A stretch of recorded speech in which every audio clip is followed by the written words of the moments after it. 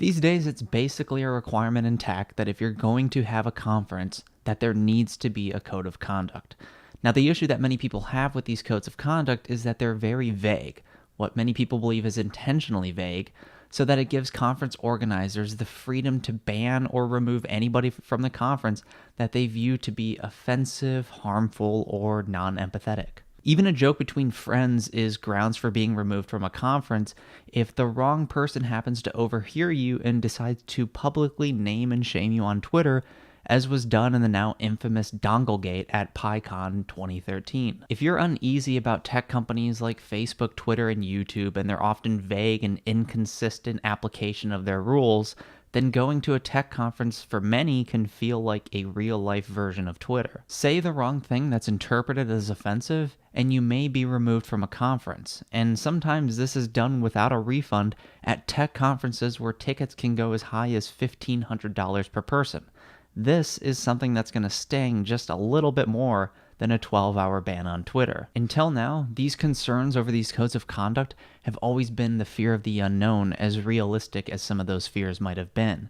It's the vague and selective, arbitrary enforcement of these rules that are the primary concern. But recently I came across a conference that isn't so vague about their code of conduct. In fact, it might be the most explicit and direct articulation of the fears people have been warning us about all along.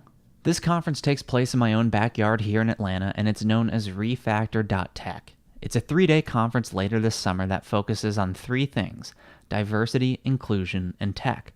According to their website, the conference is all about growing and showcasing powerful voices of marginalized people and allies in tech.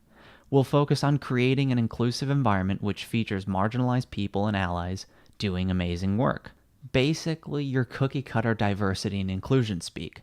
But what isn't so cookie-cutter is their code of conduct. In the more detailed version of their code of conduct, after the 17 bullet points defining harassment, is a section which states, Refactr.Tech prioritizes marginalized people's safety over privileged people's comfort, and therefore we will not act on complaints regarding reverse-isms, including reverse racism, reverse sexism, and cisphobia, reasonable communication of boundaries, such as leave me alone, go away, or I'm not discussing this with you, communicating in a tone you don't find congenial, criticizing racist, sexist, cis-sexist, or otherwise oppressive behavior or assumptions.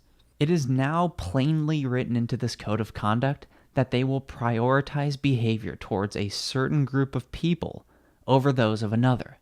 They have openly and literally created 2 classes of people at their conference. So according to these rules, it would be perfectly acceptable if during lunch a group of marginalized people got together and said that they were going to eat by themselves, that men, white people, or straight people weren't allowed to sit with them, and that they should, quote, leave them alone. But if a white person or straight people decided to do the exact same thing towards any other race, gender, or sexual orientation, this would be a code of conduct violation. Or imagine if during a speaker's talk, they were to make a joke about men or white people, and even use somebody like James Damore as the butt of their joke. If somebody were to take this to the conference organizer and say that it is a code of conduct violation, they would be told that it is not, because this was a critique of oppressive behavior, and that because it is a critique of oppressive behavior, it is therefore not a code of conduct violation. This is no longer a hypothetical scenario.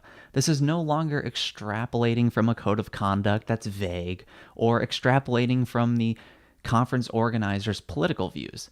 This is a direct interpretation of their code of conduct that is currently live on their website. Honestly, I don't understand how this code of conduct is real, and I don't understand how there isn't more outrage over something like this existing. This should be called out within our industry for exactly what it is: racist, sexist, and extremely unprofessional. But don't get your hopes up. I mean, this is tech we're talking about. We're talking about an industry where pay is at an all-time high, job opportunities are extremely abundant, but the courage to speak up and voice your opinion is at an all-time low. I hope you enjoyed this video. If you did, please leave a like on the video and subscribe to the channel to stay up to date with my latest videos, and let me know what you think about this code of conduct in the comments below.